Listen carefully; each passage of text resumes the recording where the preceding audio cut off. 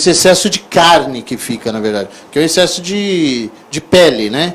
Esse excesso de pele, ele começa a ser tratado pelo cirurgião plástico quanto tempo depois? Eu gostaria de falar dessa forma. Eu me sinto muito à vontade quando eu tenho essa comunicação, um trabalho interdisciplinar. Eu falaria com o médico que operou, eu quero saber exatamente se esse paciente já estabilizou. Ele vai perder mais peso agora ou não? Se ele já perdeu todo o peso necessário, então realmente essa é a hora de entrar o cirurgião plástico. A gente trabalha com isso, com excesso de pele, com essa flacidez toda, para reposicionar. Está aí o nome plástica. Então a gente trabalha com o que está externo, né? Essa parte interna, realmente, eu me sinto mais seguro com o aval do cirurgião gastro que realmente realizou o procedimento. Tá, essa pergunta foi feita por Carlos Magno, ele é de Uruguaiana, Rio Grande do Sul, tá? Está respondida a sua pergunta aí, então, Carlos, obrigado pela audiência, pelo carinho. Walid, alguma pergunta? Fica à vontade. Não, só fazer uma complementação, até porque, né, Olinto, esses pacientes, os pacientes submetidos à cirurgia bariátrica, se realmente tirar num primeiro momento e depois ele ainda continuar no processo de emagrecimento, vai aparecer mais pele, vai aparecer mais tecido. Exatamente. E aí ele não vai se sentir tão satisfeito, ele vai passar por uma nova intervenção. Tem que ter estabilizado. Então, essa é a grande questão. Sim, e isso aí vai depender, eu acho que realmente, geralmente esses pacientes com 6 meses, dependendo do peso, né, dependendo do grau de obesidade, dependendo do grau, né, Olinto, acho que entre 6 meses e um fator ano, importante importante também é a questão nutricional. Também Tem que passar realmente por um crivo de exames que vá estudar essa questão, porque é importante a cicatrização. Então, sim, você tem que fazer uns exames realmente criteriosos, minuciosos, para ver se ele está realmente apto a passar por esse procedimento. Sim. Sidney Luciano, do centro aqui de Cuiabá, ele faz a seguinte pergunta. Ele tem excesso de pele no braço, que parece que se dá o nome de braquioplastia. Braquioplastia. Eu estou perguntando para o senhor porque eles mandam aqui, né? Sim. Braquioplastia. Braquioplastia. Que é o excesso de pele no braço. Esse excesso de pele no braço, quando você remove, no caso ele vai passar por essa cirurgia, e quer aproveitar para tirar essa dúvida, o tempo de recuperação para o trabalho, levando em consideração que ele é motorista, tá? Motorista de ônibus, inclusive. Então tem que levar isso em consideração. O tempo de recuperação para voltar ao trabalho. Não menos de 20 dias e ele vai ter que usar uma cinta especial elástica para fazer uma compressão. Porque é retirado pele e gordura também. Para que não que essa cicatriz que ela pode alargar com a tensão. Então, porque o movimento de dirigir, por exemplo, um ônibus, uma manobra, realmente pode fazer com que estique essa pele. A pele não tolera muito a essa tensão. E ela pode ficar uma cicatriz inestética. E tudo que a gente não quer. A gente quer mais esconder essa cicatriz, né? A função do cirurgião plástico é essa. Não é que não vai deixar a cicatriz. Cicatriz sempre vai existir. Mas a gente tem que deixar as cicatrizes bem posicionadas e o mais escondido possível. Certo, Walid, fica à vontade.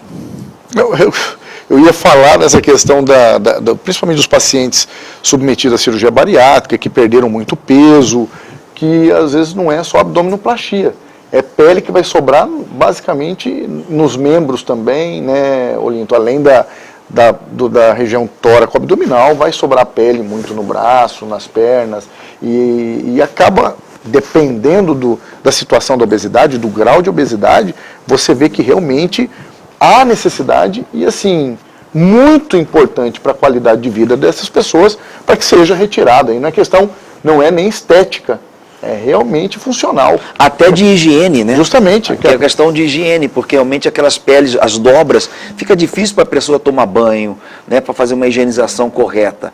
E normalmente o paciente tem essa ansiedade de querer resolver tudo em uma só cirurgia plástica. E após essa perda grande ponderal, tem que ter paciência. Faz o abdômen, faz a perna, faz o braço, enfim, faz o possível para realmente tentar resolver em menos cirurgias possíveis, mas dentro da segurança necessária e que é pedida. Ivan Pontes faz a seguinte pergunta, Cuiabá. Boa noite. Sobre a cirurgia plástica, no caso de prótese de mama, quais seriam os critérios para a realização? Peso, altura ou seria ao gosto do paciente? Ele é Ivan aqui do Despraiado. Olha, Ivan, eu vou te dizer uma coisa, realmente, se deixar para o cirurgião julgar isso, realmente a gente tem que ter essas balizas, né? Para a gente tomar as decisões do tamanho do implante, da prótese. Só que nem sempre é tão simples assim, porque a paciente ela já chega com uma ideia. Hoje em dia, por exemplo, logicamente que eu dou os conselhos, eu dou um norte para essa paciente, mas ela tem que me trazer qual é a vontade dela. Doutor, eu tenho vontade de ter minha mama desse jeito. Eu quero pequena, não quero grande. Eu falo, o que é pequeno, o que é grande? É uma coisa muito subjetiva e muito difícil da gente julgar isso no consultório. Atualmente eu faço assim, eu peço para a paciente me passar fotografias, até pelo WhatsApp mesmo, para ver o que ela acha bonito, para a gente começar a discutir em cima disso.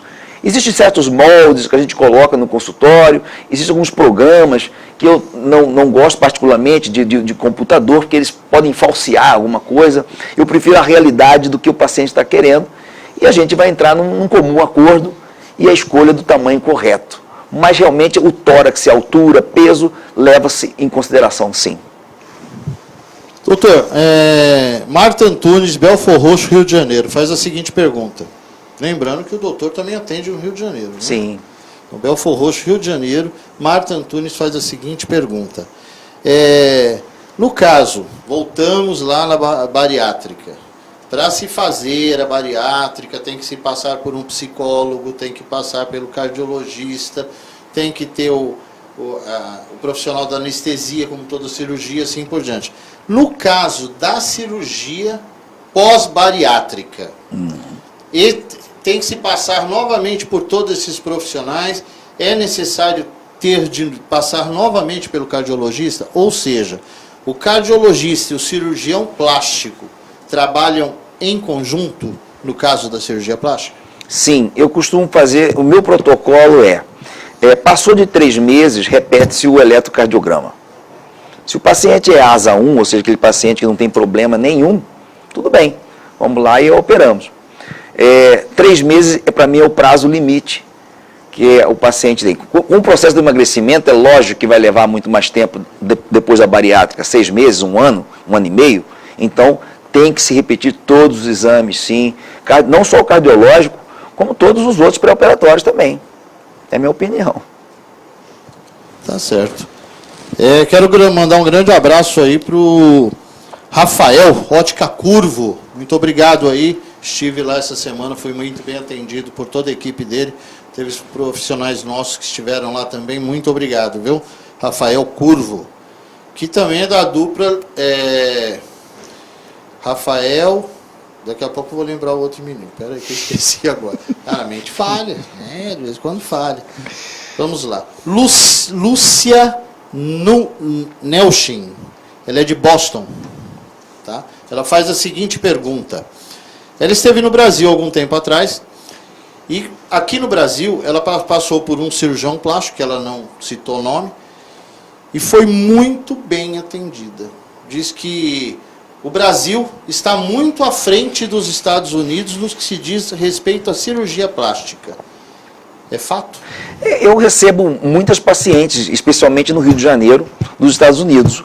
Por coincidência, hoje eu recebi uma paciente de Boston, quer dizer, eu fiz a consulta online, né, que hoje em dia está permitido aí, e essa paciente vai vir para o Rio de Janeiro, daqui 1 mês e meio mais ou menos, ela vai vir para o Rio. Então esgotamos assim realmente os assuntos por via online. Inicialmente ela mandou fotografias, depois durante a própria consulta a gente tem o real time, né, quer dizer, essa questão de consulta online facilitou muito a vida da gente. A cirurgia plástica nos Estados Unidos, ela é realmente muito intensa, né? As pessoas realmente operam muito nos Estados Unidos, assim como no Brasil. Tem ano que é mais Brasil, tem ano que é mais Estados Unidos, sempre alternando. Eu acho que o que faz a diferença, eu não queria pecar nesse aspecto, mas talvez O cirurgião brasileiro, eu acho que ele abraça um pouco mais o paciente e como a cirurgia plástica brasileira tem esse respeito internacional, até pelo nome do professor Ivo Pitangui, enfim, eu acredito que a técnica de acabamento do brasileiro, eu acho que realmente é incomparável, na minha opinião. Doutor, Matheus Quirino, Buenos Aires, ele faz a seguinte pergunta. A cirurgia plástica de restauração, no caso, por exemplo, um dedo, pode ocorrer, dependendo do órgão que vai se restaurar, algum problema futuro, ou existe um período para estar se indo ao médico, estar se fazendo exames, mesmo depois de anos que foi feito? No caso de reimplante de membros, o que é importante dizer é o seguinte, já é uma subespecialidade da cirurgia plástica chamada microcirurgia. Ou seja, eu tenho que religar nervo com nervo, artéria com artéria, veia com veia. Então, quer dizer, esse membro, ele tem que estar vivo, ele tem que estar, vital. Isso que é importante. Se a cirurgia teve sucesso, aí vem a parte de recuperação, de reabilitação.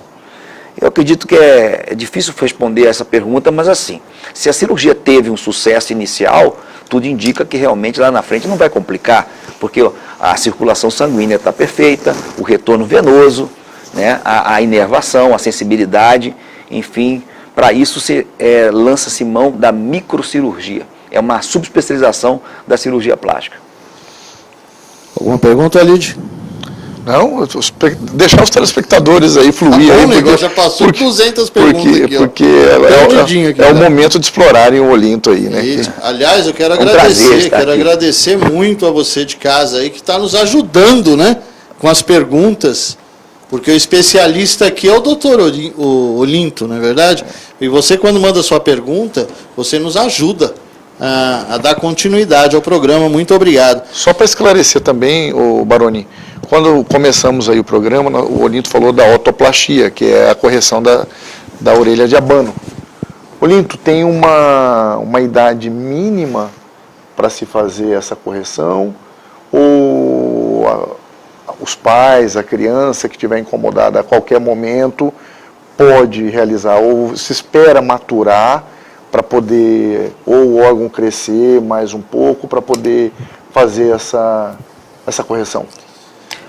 Boa pergunta. O protocolo nosso é de 7 a 8 anos.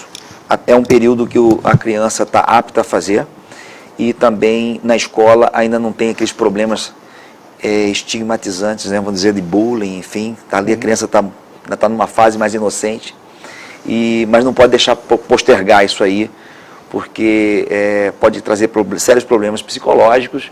E a cirurgia de orelha de abano, que é a otoplastia, é uma cirurgia de fácil realização, recuperação rápida e traz grandes benefícios. A criança começa a falar melhor, desenvolver melhor na escola, tirar notas melhores, enfim, eu acho que isso é importante. A cirurgia plástica, ela traz essa felicidade, isso que é importante dizer. Você, quando traz a felicidade para um paciente, para mim, eu já estou satisfeito. Eu considero que isso já é muito.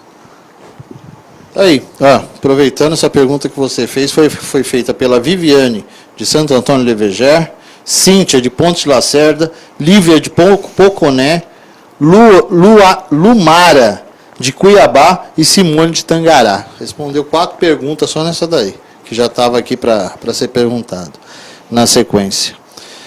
Vamos lá. Lairine Reis, é de Cananéia, Litoral Paulista, Cananéia, Litoral Paulista, acho que é isso. São Paulo. Ela faz uma pergunta sobre a mamoplastia. Mamoplastia.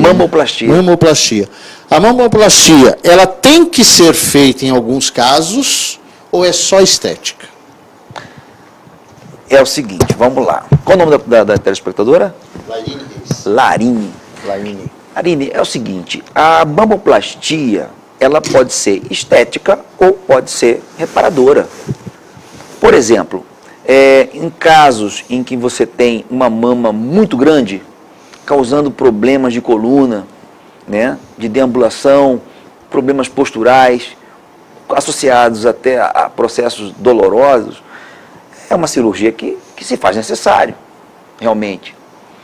E aqui há casos em que a paciente se incomoda de ter uma mama muito pequena, que quer aumentar a mama, ou aquela paciente que tem a mama caída e quer levantar.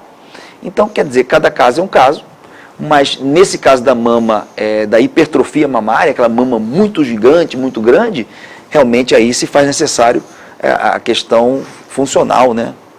Mais do que estética. Problemas da coluna, atinge tudo com isso. certeza. Então existe hoje, em alguns casos a necessidade, não por conta da estética, mas sim por conta da saúde. Uma mama grande, ela vai dar problema, seja hoje ou aqui lá na frente, ela vai dar problema. Inclusive, no segundo bloco, o senhor parece que trouxe alguma coisa de prótese para estar mostrando. No segundo bloco, a gente vai aprofundar mais nesse assunto, que eu acho que é o que a maioria... Né? Hoje, se a gente colocar no percentual de visita ao cirurgião plástico pelas mulheres, eu acho que o líder seria a mamas, não seria? Mama e lipoaspiração. O líder. Seria. Tá. Licínio Marques é de Rondonópolis. Por coincidência, pergunta da lipoaspiração. A lipoaspiração, há um tempo atrás, alguns anos atrás, ela caiu, se gerou muita expectativa, porque muita gente vinha sofrendo na mesa e até chegando à fatalidade, à morte, feito com a lipoaspiração, quando se começou alguns anos atrás. Tem o quê? Uma década? Houve uma grande evolução na lipoaspiração, né? O grande conceito que eu quero passar aqui, que se as pessoas entenderem isso, eu já me dou por satisfeito. A lipoaspiração, ela não é para emagrecer. Uma vez eu escrevi um artigo para uma revista aqui de Mato Grosso, que, para chamar a atenção, eu coloquei com o título assim, lipoaspiração é para magros. Para chocar um pouquinho, mas para que as pessoas entendam que a lipoaspiração, ela vai dar um contorno corporal, ela vai melhorar o seu shape e não é realmente para você emagrecer. Não é feito para isso. Emagrecer é outra coisa. É reeducação alimentar, é treino físico, né? É você entrar numa academia, no personal, enfim. Mas a lipoaspiração vai melhorar o teu contorno corporal.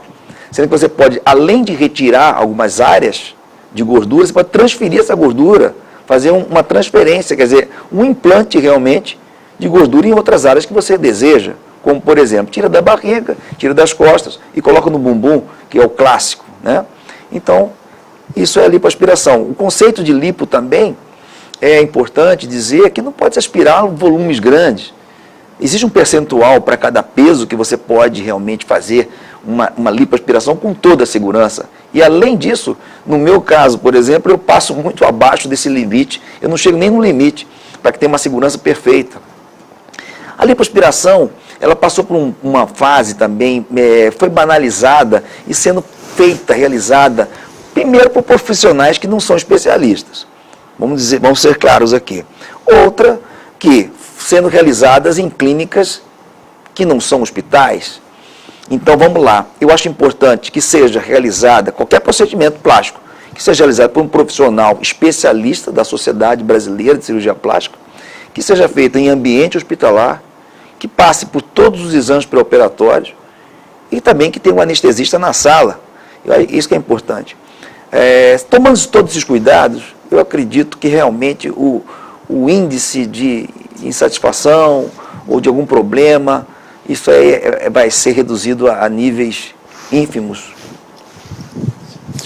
Pedir permissão para os doutores agora para chamar nossos intervalos, valorizar nossos apoiadores e já voltamos com muito mais show de saúde para você, não saia daí. Fique ligado, já voltamos.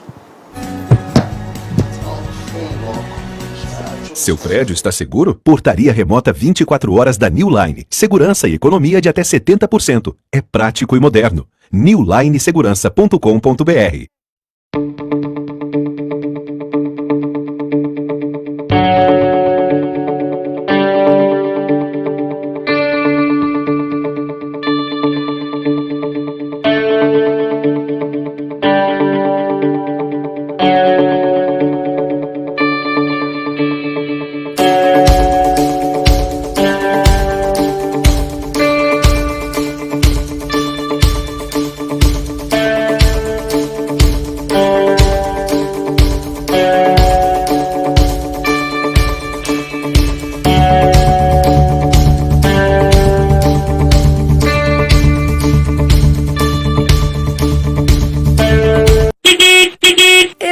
almoço chegando.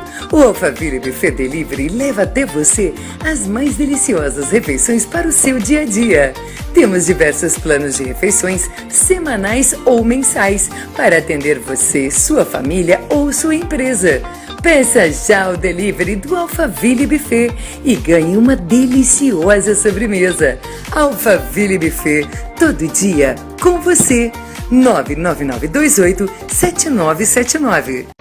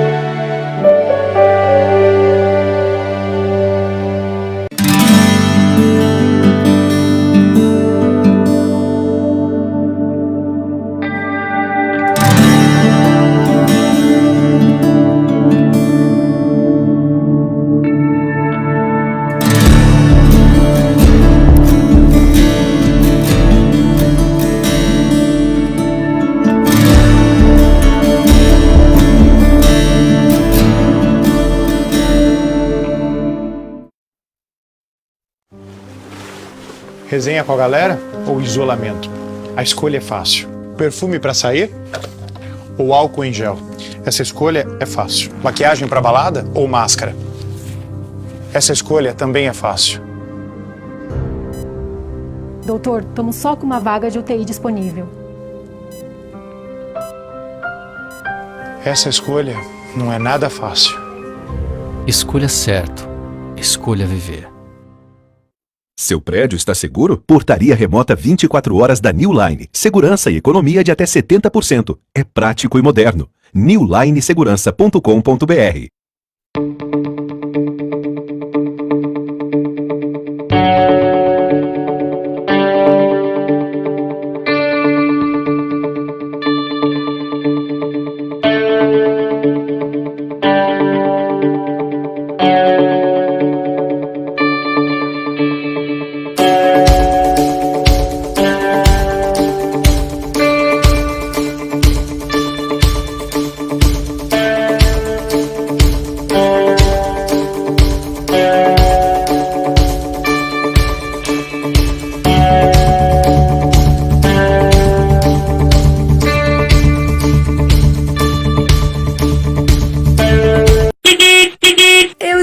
Almoço chegando.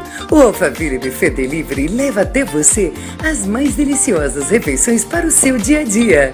Temos diversos planos de refeições semanais ou mensais para atender você, sua família ou sua empresa. Peça já o delivery do Alphaville Buffet e ganhe uma deliciosa sobremesa. Alphaville Buffet, todo dia com você. 99928-7979.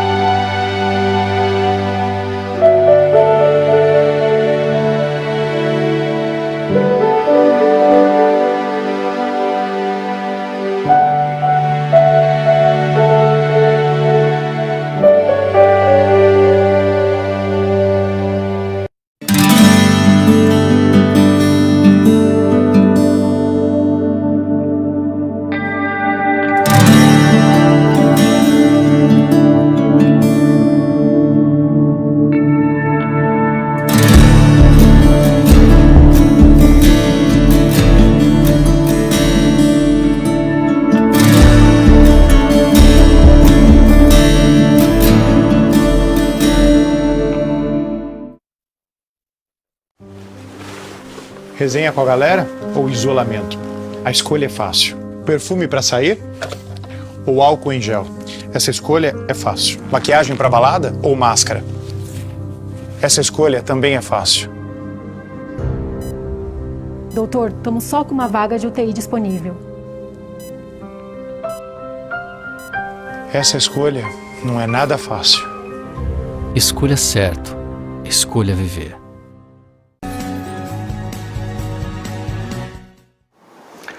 Estamos de volta com o programa Show de Saúde aqui pela TV Mato Grosso, canal 27.1. Vocês podem nos acompanhar também pelas nossas redes sociais, pelo Facebook e pelo YouTube da TV Mato Grosso. Hoje o nosso convidado especial é o Dr. Olinto Gonçalves, cirurgião plástico, que atua tanto em Cuiabá quanto no Rio de Janeiro. É uma honra tê-lo aqui conosco e tirando as dúvidas de todos os nossos telespectadores acerca de uma especialidade tão procurada, onde o Brasil realmente se desponta na excelência de profissionais hoje em dia.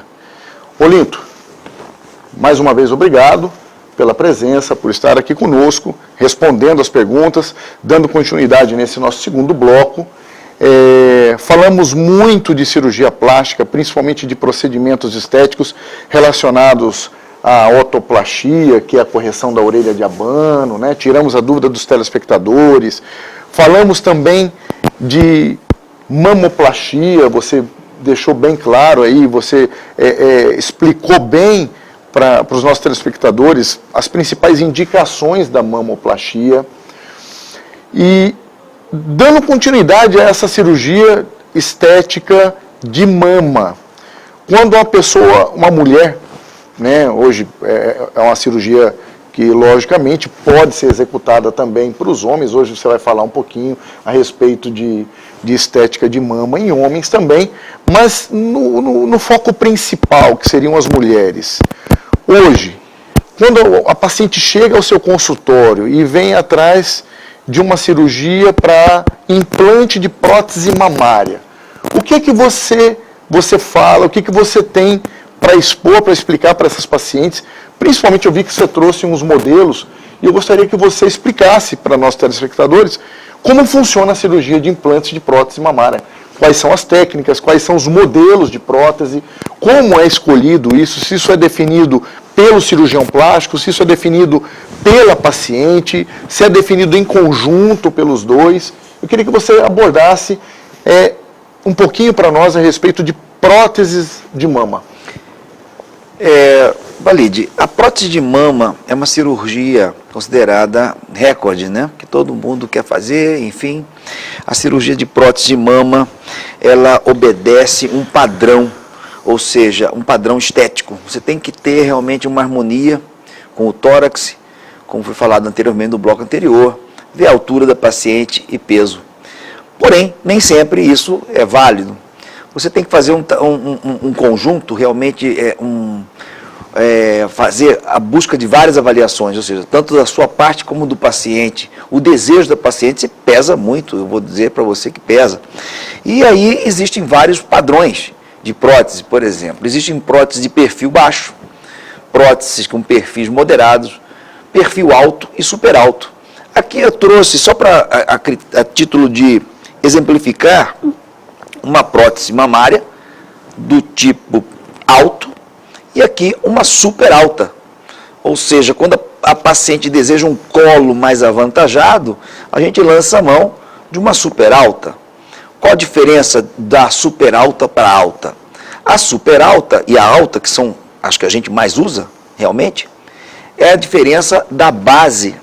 A super alta, a base é menor, porém a altura é maior. Só fazendo uma analogia com uma casa, seria assim, o diâmetro aqui seria menor, mas o pé direito da casa seria maior, né? Isso aqui. Aqui na alta, o diâmetro seria maior e a altura menor, sendo que os volumes são iguais, mas distribuídos de uma forma diferente. Isso vai muito do gosto da paciente. Ela fala, não, eu quero realmente um colo mais avantajado, ou a outra vai dizer para você, não, eu quero um colo mais natural possível. E aí você vai pesar na balança e vai trazer isso para o paciente e chegar num denominador comum. É bem o que você falou. Então, respondendo a sua pergunta, realmente a decisão faz parte do médico e do paciente também. E, Olinto, existe um limite, porque a gente, vou fazer essa pergunta porque é engraçado que, às vezes, nesses canais de TV a cabo, a gente vê mulheres que buscaram colocar próteses de mama muito exageradas, então, muito grandes, e a pergunta que eu faço é o seguinte, numa situação normal, qual que seria um limite hoje para as mulheres, o perfil da mulher brasileira, estamos falando da mulher brasileira, né, que tem um perfil de beleza, são mulheres ímpares no mundo, mas assim, o perfil da mulher brasileira, até quanto geralmente vocês, cirurgiões plásticos, costumam colocar de implante? Eu acho assim, realmente, se for para fazer uma coisa sem limites, é possível fazer. Possível. Não estou dizendo que a gente vá fazer. Eu aconselho colocar um implante que vai ficar harmônico e bonito. Eu acho que o que pesa é o equilíbrio. Esse balanço da beleza. Os tamanhos que mais, os implantes, assim, se for falar em números, aqui no Brasil, os tamanhos seriam 300, 350, 400. São os tamanhos que eu coloco. Mais comum colocar. É possível colocar mais? Sim, é possível colocar mais. E é possível colocar menos? Também. As técnicas que a gente usa seria assim. Basicamente, acima do músculo ou abaixo do músculo. Nada evita que a mama caia. Isso eu queria trazer, porque existe um grande mito de que, colocando-se a prótese embaixo do músculo, a mama não cai. Não existe nada que segura a mama. Porque o que segura realmente é o sutiã de pele. Quer dizer, é a tensão de pele que vai dar essa condição da mama não cair no futuro. Se está colocado acima do músculo, também vai cair. Embaixo também. Quer dizer, a mama não cai, a prótese não cai porque ela está embaixo do músculo. Mas a mama passa por cima da prótese e cai, do mesmo jeito. Isso é uma coisa que eu queria trazer realmente, e eu esclareço muitas pacientes disso, que elas chegam no consultório com essa falsa ideia de que colocar embaixo do músculo não cai. Não existe uma receita perfeita. Existem os problemas inerentes. Tanto colocar embaixo do músculo, como os problemas inerentes, colocando-se acima do músculo também. E na hora de você optar por isso, o que é levado em consideração é o formato que a mulher espera que fique a mama dela, ou a anatomia principalmente? Eu levo em consideração, se for para escolher o plano que vou colocar acima do músculo ou abaixo do músculo, eu levo em consideração a cobertura que a paciente me apresenta. Se ela tem uma cobertura de gordura e de pele suficiente para esconder a prótese, então eu coloco acima do músculo. Mas quando a paciente, por exemplo, tem a pele muito fina, aonde que eu vou colocar esse implante? Eu tenho que colocar com segurança, que o implante precisa de uma cobertura segura. Aí eu lanço mão, em último caso, abaixo do músculo peitoral, que nem sempre também, eu quero dizer isso aqui, é importante, que o músculo peitoral não vai cobrir o implante de uma certa forma total. Ele não vai envelopar a mama. Ele cobre a parte medial, quando o implante é maior. Se é menor, tudo bem, ele cobre tudo. Mas ele cobre essa parte aqui, que é realmente para não deixar a mama exposta. Ela tem que ter uma cobertura, isso é importante ser dito. Isso que leva em conta o plano que eu vou colocar o implante. E quando você define se é abaixo, a questão de sensibilidade, Olinto, muda alguma coisa entre ser abaixo do músculo ou por cima do músculo? Tanto a sensibilidade para a mulher, entendeu, do que ela vai ter depois de implantada a prótese, quanto a questão de dor no pós-operatório. O pós-operatório, abaixo do músculo, sem dúvida nenhuma, tem um processo doloroso um pouco maior. Acima do músculo, eu costumo ver as pacientes quase não reclamam ou não reclamam de dor. Abaixo do músculo tem um pouco de dor pela distensão e pelo descolamento e às vezes desinserção parcial desse músculo. Porque é impossível você colocar um implante totalmente abaixo do músculo peitoral. Você que treina, faz academia, sabe disso. Peitoral é um músculo super forte. Você vai estar no supino ali, você vê que o peitoral levanta pesos, né? Talvez perca somente para o dorsal. Então realmente é um músculo muito poderoso. E se faz necessário, às vezes, fazer incisões, que vai fazer um processo doloroso, apesar que temos analgésicos aí potentes para o pós-operatório, né? Você fez outra pergunta além disso, Da sensibilidade. Sensibilidade. Como fica a sensibilidade? A Principalmente sensibilidade, do mamilo. eu nunca, da papila mamária, desse complexo areopapilar, eu nunca vi perda total. Uma parestesia, uma disestesia, talvez, mas é temporária. Porque quando você faz o implante, você entra por baixo da mama. E toda a inervação, ela é radial da papila. Vem nervos por baixo e também de uma forma radial. E você não interfere, você entra por baixo, levanta a mama e coloca, como se fosse um recheio. Você não está cortando a mama, você não está incisando nervos. Então, a sensibilidade perfeita. A paciente, quando tem mais cobertura, ela sente menos a prótese. A paciente com menos cobertura, ou seja, menos gordura, ela vai sentir mais a prótese, logicamente. Como se colocasse, por exemplo, essa prótese embaixo de um lençol. Se você palpar, você sente. Se você colocar essa prótese embaixo de um edredom, você sabe que tem um volume, mas você não sabe exatamente o que é. É exatamente o que eu quero dizer. O que importa é a cobertura, a sensibilidade de quem está pegando, você palpando, e a sensibilidade própria da paciente, de sensibilidade de areola, de papila, eu não vejo problema, nunca vi um problema desse. Existe na literatura descrito, porém, na nossa clínica, graças a Deus, nunca tivemos problemas nesse sentido. Que bom.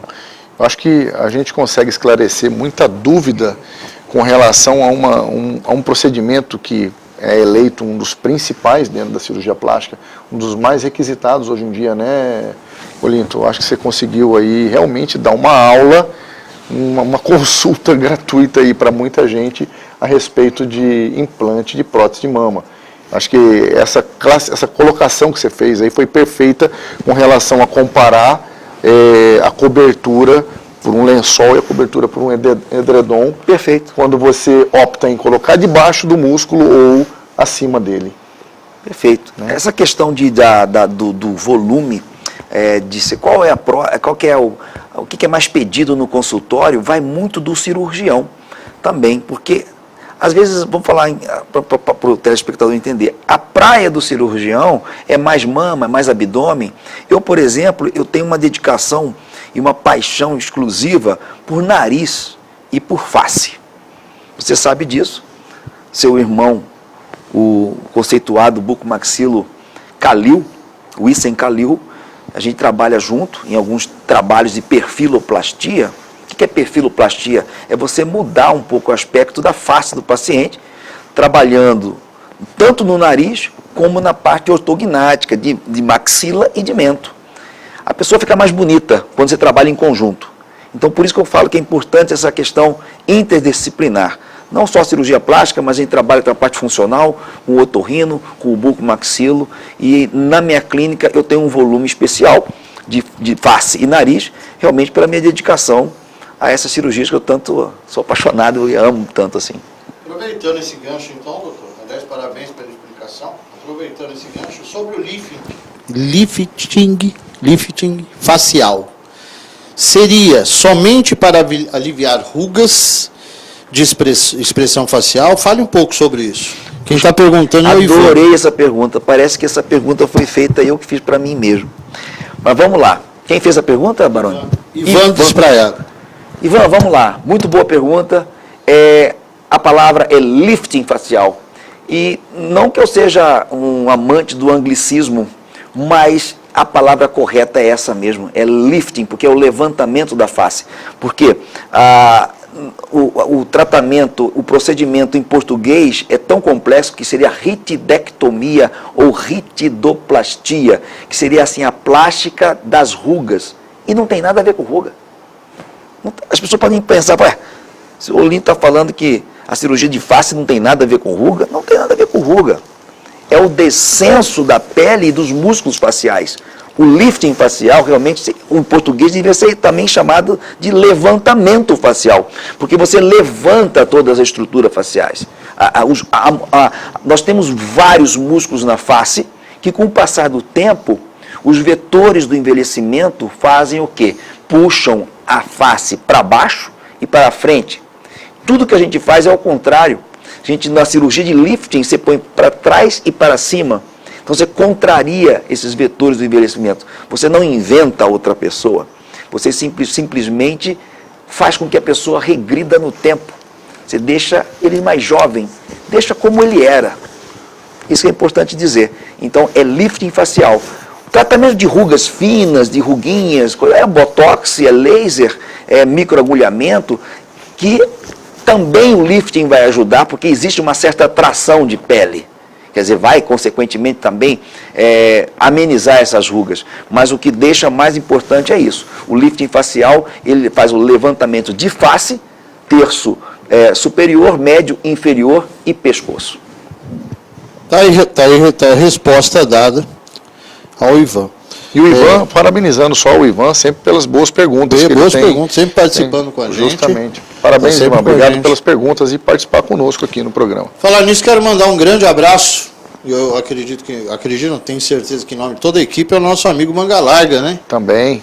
Que está afastado devido à pandemia, não está doente, está muito bem de saúde. Falei com ele hoje por telefone, inclusive, por alguns minutos. Pediu para lembrar vocês de casa que ele está vindo com novidades aí na área culinária, tá? Como cozinheiro profissional, não é chefe de cozinha, ele falou. Ele falou que é cozinheiro profissional. Para quem quiser contratar ele, você vai ter música e já o cozinheiro em casa, né, Khalid? Não é verdade? Então um grande abraço aí pro Manga Larga. Semana que vem, se Deus quiser, meu irmão, você está de volta com a gente, tá? Se Deus quiser, ele quer, né? Tem mais uma pergunta aqui. Deixa eu só... Vamos lá.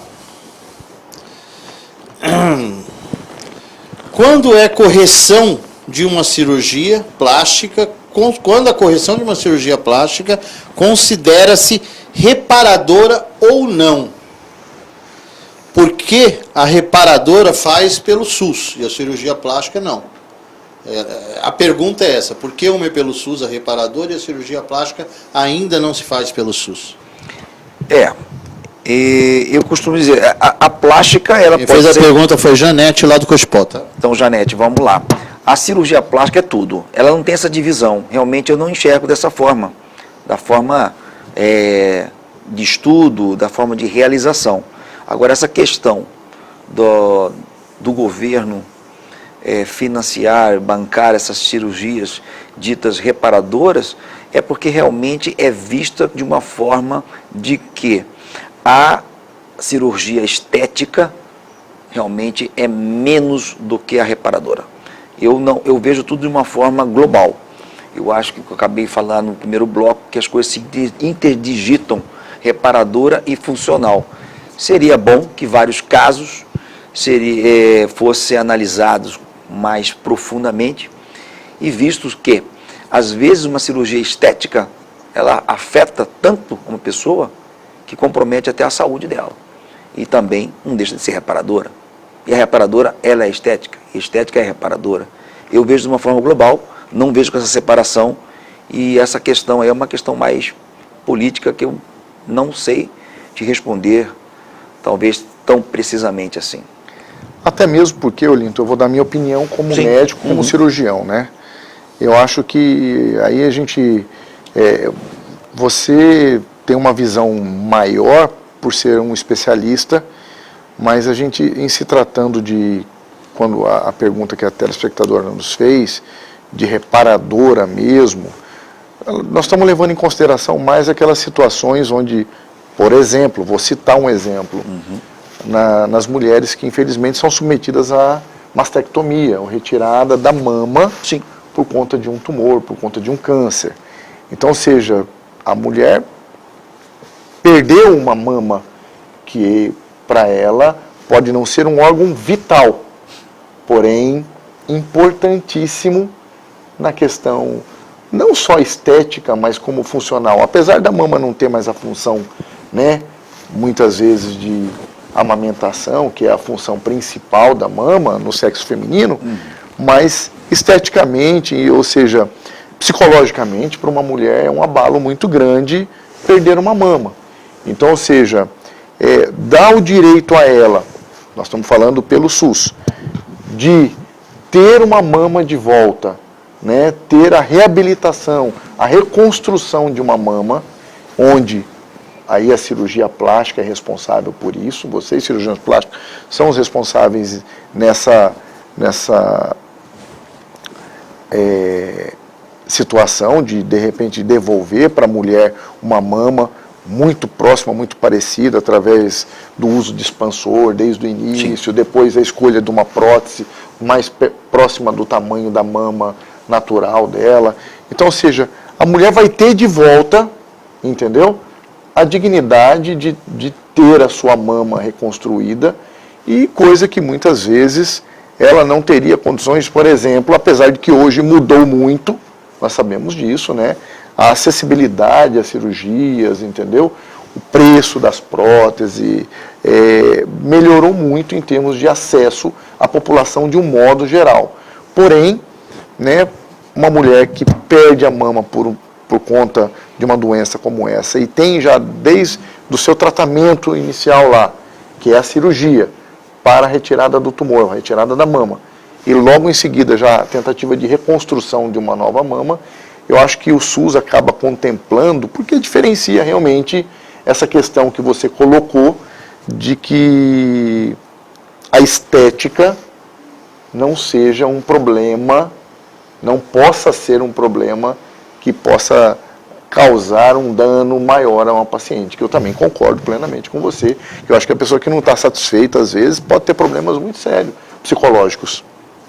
Bom, a gente já está com o tempo estourado para esse bloco, mas eu vou fazer uma última pergunta para a gente poder ir para os intervalos comerciais. Fiz uma abdominoplastia faz mais de 10 anos, ficou um excesso de pele lateral, como 2 papos. Isso se enquadra numa cirurgia reparadora? Isso é um É a mesma caso... Janete que está perguntando por causa do segmento do SUS. Vamos lá, Janete. Esse excesso de pele já tem o quê? 10 anos, né? Realmente é um retoque da cirurgia. E aí você tem que realmente voltar ao seu cirurgião plástico para ver o que ele pode fazer para você. Não é considerado um erro, não, é uma questão que realmente é chamada de orelha, isso aí até inclusive, porque é uma sobra lateral, né? Mas você falou que 10 anos, então acho que decorrência desse tempo todo pode ter sobrado mais pele. Mas é um retoque mais simples, pelo que estou imaginando, um retoque feito lá lateralmente, lado direito e lado esquerdo, só para, e aproveita e retira o excessozinho de pele. Esse retoque tem que ser conversado com o seu cirurgião plástico, para ver até que ponto ele pode fazer para você. Tá aí, quero agradecer. Calil, grande abraço, meu amigo Calil, presidente do Motoclube do Alto do Céu, do qual tenho orgulho de fazer parte. Ontem foi dia do motociclista. Parabéns aí a todos os irmãos das duas rodas. Muito obrigado, Calil, pela audiência. Juliano Moreno, grande cantor e compositor. Muito obrigado, Juliano Moreno, pela audiência. Entre outras inúmeras pessoas que estão falando com a gente aqui via WhatsApp e Facebook. E a você de casa, meu muito obrigado sempre por nos acompanhar e nos ajudar a fazer cada vez melhor o programa Show de Saúde. Tá? Lembrando vocês que eu e o Dr. Walid Calil tentamos trazer, né, os melhores profissionais de cada segmento, tá, de cada patologia, para você, para que você faça suas perguntas e tire suas dúvidas. Tá certo? Então, muito obrigado pela audiência e pelo carinho. Vamos para um breve intervalo comercial e já voltamos com mais Show de Saúde para você. Seu prédio está seguro? Portaria remota 24 horas da New Line. Segurança e economia de até 70%. É prático e moderno. newlinesegurança.com.br.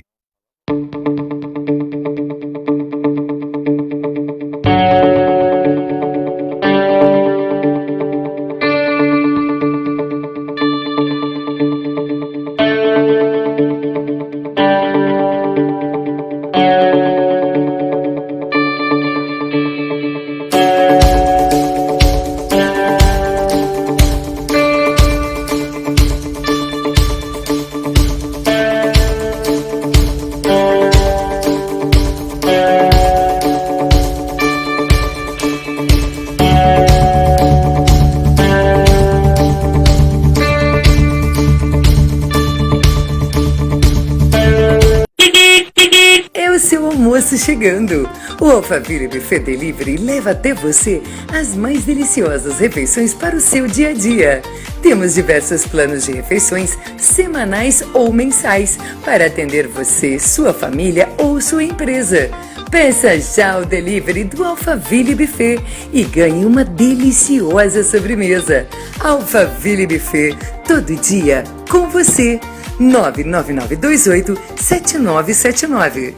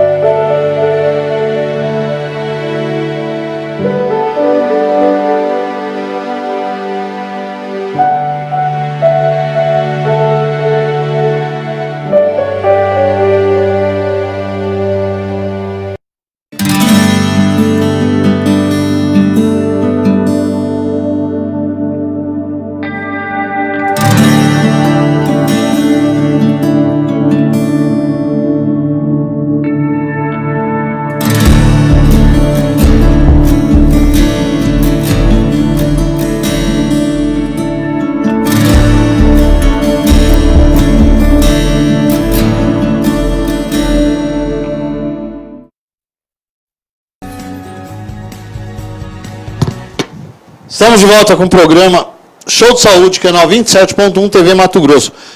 Leandro, abre pra gente aqui, por gentileza, pra gente estar vendo lá, Urolaser lá ao fundo, tá vendo naquele monitor do fundo. Quero agradecer imensamente ao meu amigo que está aqui do meu lado, o Alid Calil, proprietário da Urolaser. Essa máquina que você está vendo aí, ó, muita gente pergunta sobre ela, procure se informar mais. Dona Ana, lá do Amadeus, muito obrigado, Dona Ana, muito obrigado, tá com a gente aí, Dona Ana é parceira também, Hotel Amadeus, Dona Ana ali no Verdão.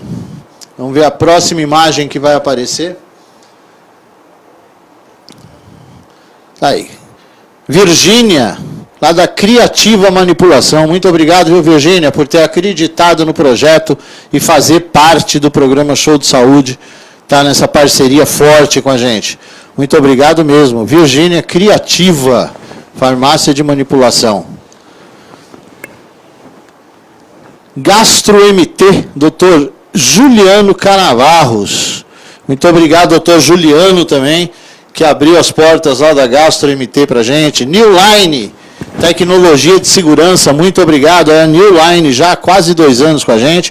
Clínica Atrium, Dr. Ali e Dr. Valdinei Fauzi. Fauzi.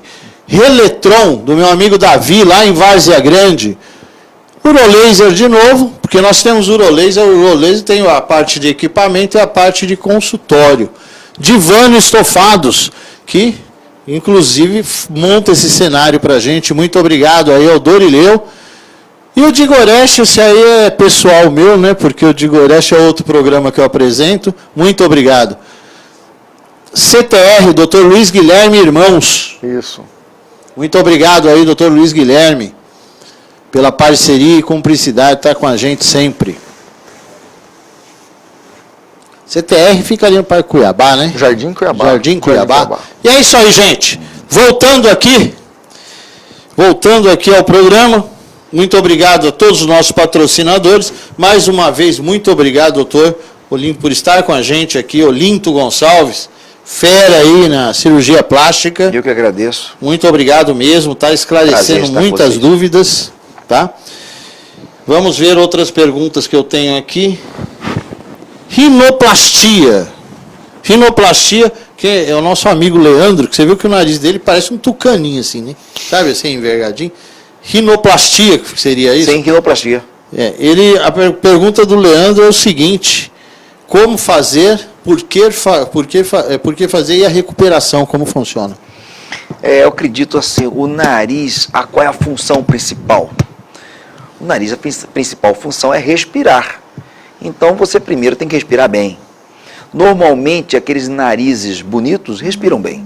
Eu costumo dizer isso. O nariz bonito respira bem. Então, a estética está ligada à função. Hoje em dia, a rinoplastia que a gente pratica é a rinoplastia aberta, ou seja, você abre o nariz, faz uma incisão pequena, levanta toda a estrutura do nariz, observa essas cartilagens e a parte óssea também e faz uma correção, tanto para o lado da beleza, como também para o lado da função. Importante dizer isso. O nariz tem que ser bonito, porém, ele tem que respirar bem também. Dada aí a resposta, Leandro.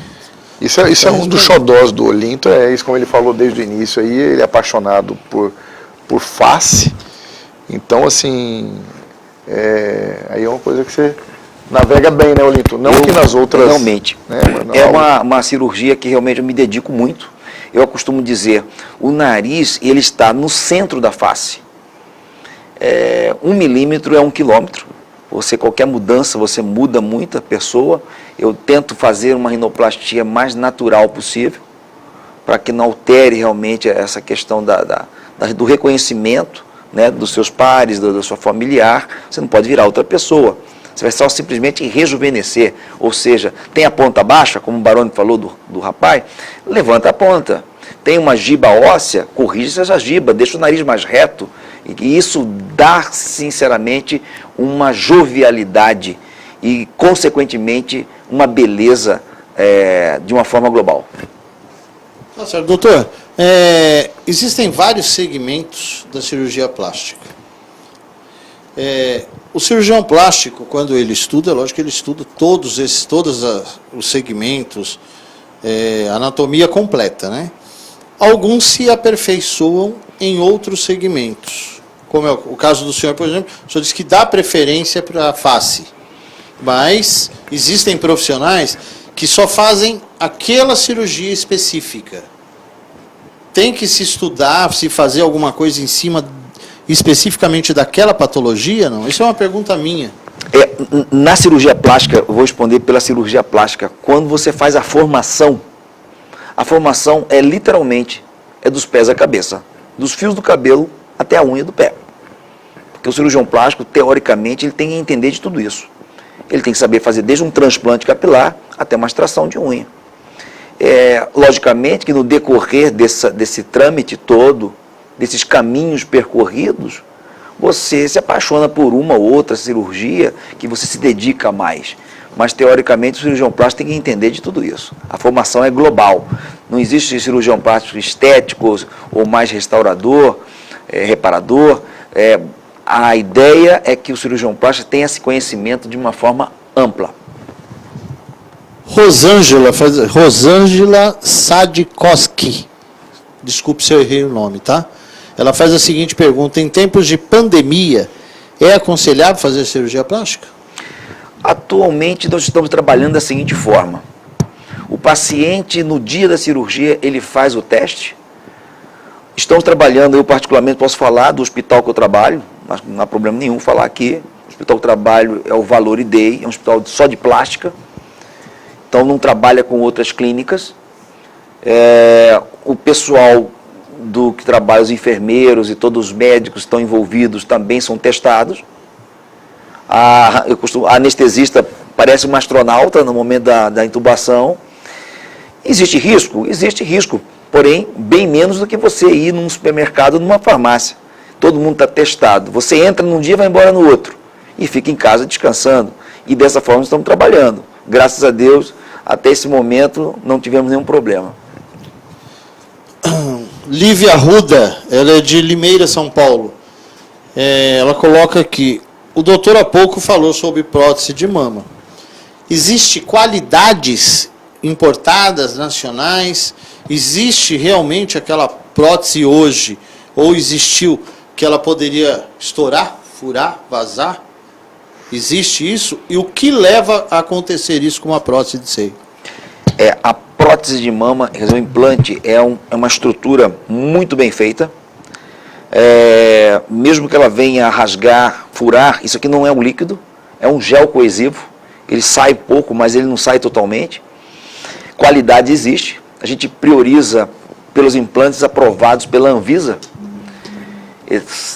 Independe se ela é importada ou nacional. Tem que ter esses critérios e esses parâmetros. Se não for aprovado, realmente a gente não usa. Mas que existe no mercado paralelo próteses que não são aprovadas, isso sim. Mas a gente prioriza o uso da qualidade e para que tenha um resultado duradouro, né? Gostaria de fazer até um adendo, Baroni.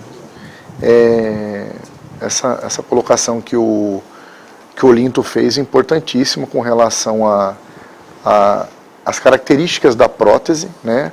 Ou seja, de ser uma prótese realmente que tenha um padrão de qualidade reconhecido por um órgão que fiscaliza isso aí, isso é muito importante, né, Olinto? Sim. E o material de que ela é feita.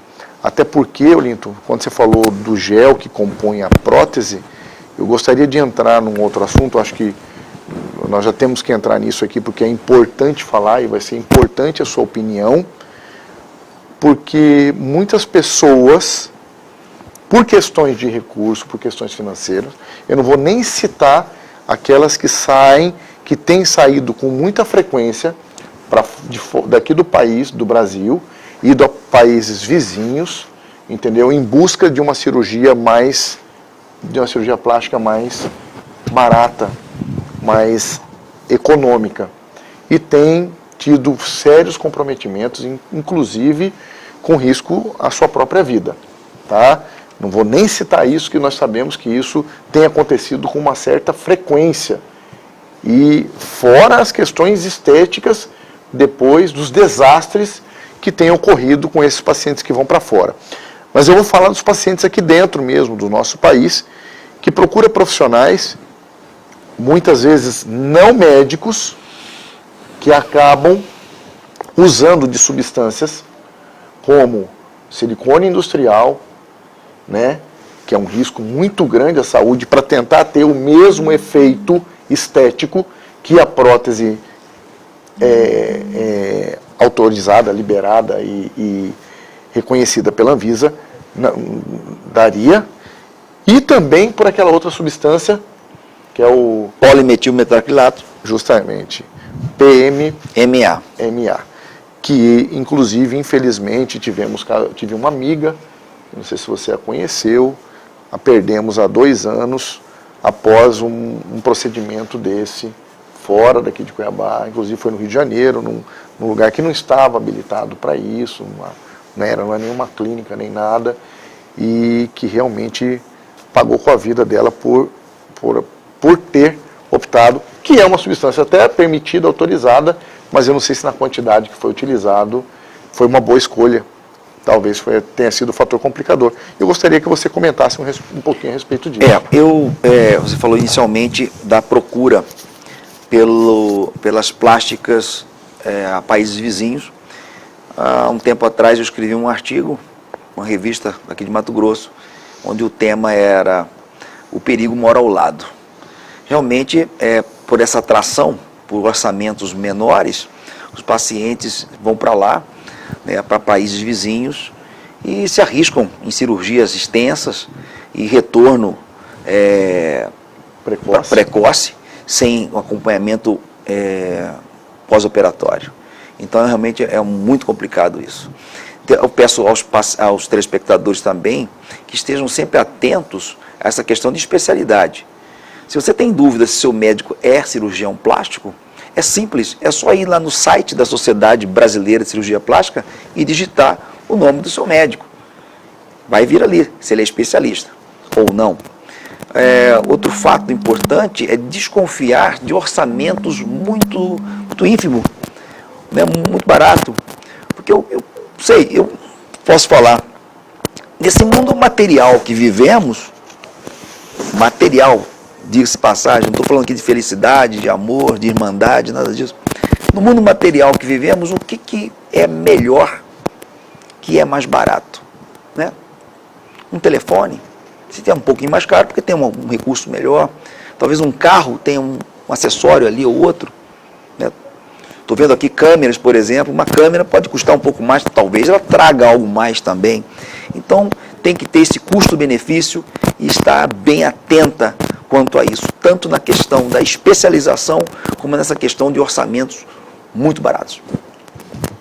Doutor, está acabando o nosso tempo, infelizmente. São muitas perguntas para fazer. Eu selecionei mais uma aqui, que vem da Mariana Iadocico, que já participou com a gente, ela é do Canadá. Mariana Iadocico, do Canadá, muito obrigado aí por estar sempre participando com a gente. E da Cida de Oliveira, que é daqui. Qual a diferença entre abdominoplastia e lipoescultura? Vamos lá. São cirurgias que podem ser conjugadas, feitas conjuntamente. A lipoaspiração basicamente é o quê? Você aspirar uma gordura com uma cânula. E só, simplesmente. Você não trabalha com peles, redução de pele. A abdominoplastia é uma outra coisa totalmente diferente. Onde há uma incisão na parte inferior do abdômen, você descola toda essa pele, faz um novo umbigo e traz essa pele para baixo, retirando esse excesso de flacidez. Além de retirar a pele, você ainda, vamos falar de uma forma tranquila aqui, você costura os músculos do abdômen, fazendo-se uma jaqueta natural, né? Para que traga essa resistência abdominal. Então, você reposiciona essa musculatura e também retira o excesso de pele. E a lipo não, ela só vai retirar o excesso de gordura localizada. Podem ser feitas conjuntamente, mas são bem distintas os dois procedimentos.